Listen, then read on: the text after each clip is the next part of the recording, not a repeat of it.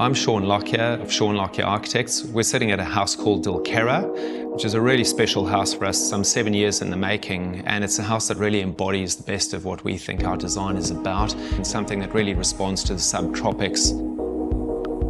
To properly understand this house, you really need to understand the area that we're in, which is Brisbane and ultimately southeast Queensland, and that the form of this building is very much an expression about how we deal with an environment where we have a lot of rain, we have a great deal of heat and a lot of humidity.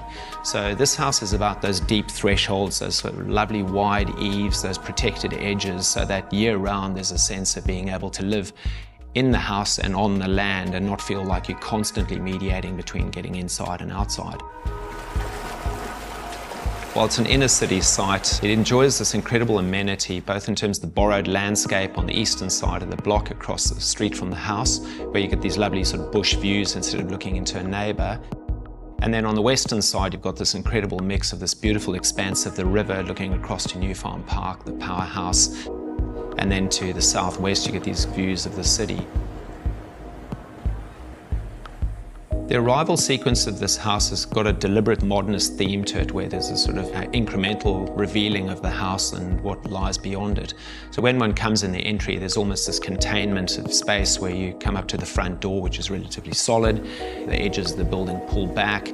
You start to get these little vignettes and these views through into the landscape, through to the river, and you connect with the beautiful dragon tree and water feature. And you start to get this lovely sense of the transparency that this house is all about.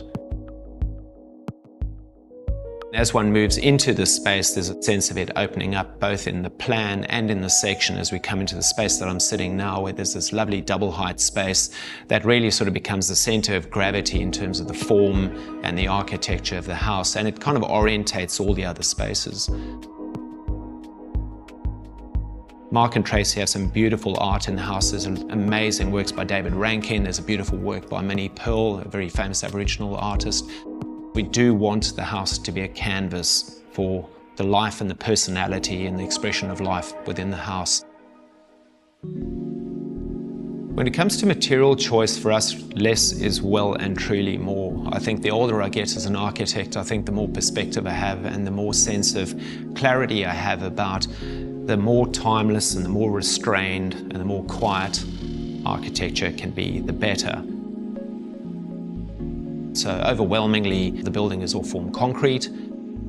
The base of the house is clad with some beautiful stone, and pretty much everything else in the house is timber, either the black timber, which adorns all the windows and those lovely sort of deep edges, and then the filigree is all the blonde timber, which just silvers off. So the house itself is very, very muted in colour.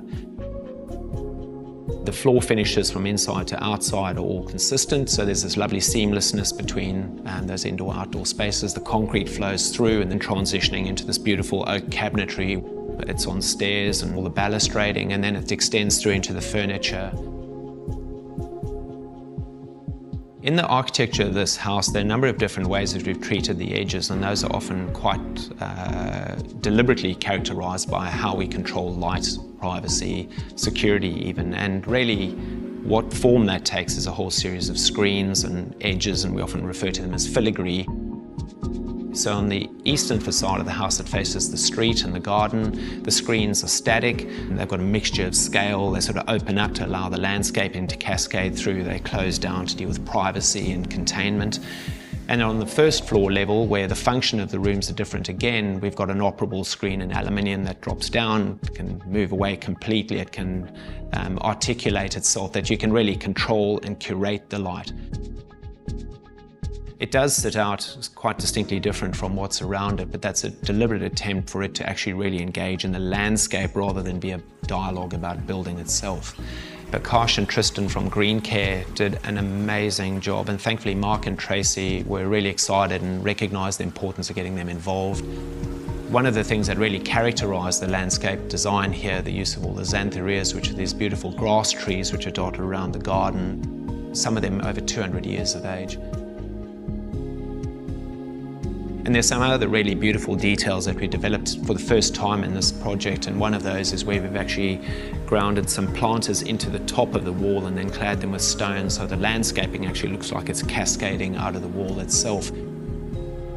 Ultimately, the most important thing for us in every project is the relationship with the client, and I really have to thank and extend every gratitude to Mark and Tracy. It's that quality of relationship that we hope defines us in the work that we do as architects.